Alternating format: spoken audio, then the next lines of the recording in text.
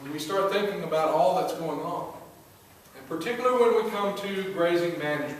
This is a point I really want to drive home tonight. Now, these happen to be Bahia grass plants, but the same exact thing is true for tall fescue or Bermuda grass. The tendency is the same. If anything, the Bahia grass is going to be even more resistant to problems like this. And this is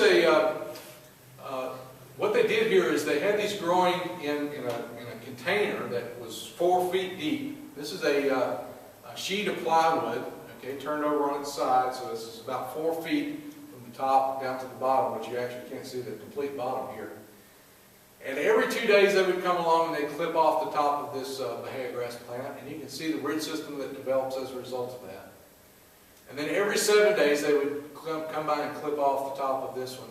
They clip it back to about 2–2.5 inches on Bahia grass. Here's one that they allowed a 21-day rest. All right. Now, the point I'm trying to make here is if we are in a continuously stocked system, in other words, we have 1 or 2 large pastures, we open up the gates, we let them have at it. We don't manage that grazing in any way. On average, what you will find is, a lot of the literature has measured this, that every 2 to 7 days in that kind of system, the plants that are being grazed will be grazed every 2 to 7 days. So the majority of the plants in those continuously stocked pastures are going to have root systems that look like that. Now, which ones are going to be the areas that go out first whenever we start getting into dry weather? Which ones are going to last a lot longer when we get into that dry weather? If we allow recommended rest periods, this is the kind of thing that is possible. It allows us to be able to redevelop that root system. One of the things that surprises folks when they first hear it is the fact that whenever we graze off Bermuda grass or tall fescue or whatever it is, and that regrowth begins, the roots actually start dying back a little bit. Okay? Those roots actually die back a little bit. The root system is that plant's savings account. And if something drastic happens to us, we tap into that savings account. Well, the same happens with the root systems. Which, by the way, is the reason why when you have legumes, grazing legumes with grass for the nitrogen, whenever you graze off legumes, those roots slough off, they decompose, and that's where that nitrogen is coming from. So if we have this grass, in this case, or whatever it might be, and we've grazed it, not only have we grazed it once, now we've come back 2 to 7 days later and we graze it again once it starts trying to grow back again. Then we end up with root systems that get even shorter.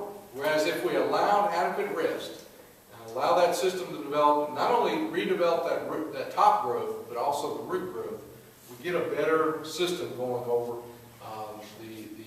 in this whole grazing management. We begin to see why that's so advantageous. Now, here's another major reason for us to think about this. Here's this overgrazed little pasture. That top growth kind of mirroring the root growth. And here are all those weeds in that hayfield, that pasture, that the cattle won't eat. Now, which one of those is going to have a competitive advantage in that scenario? And why is it that we have so much problem with weeds in many of our continuously grazed pastures? This is the reason why. Going back to this scenario, and again, a really good manager in general, but in this case they overgrazed this particular pasture. And it really suffered as a result of that.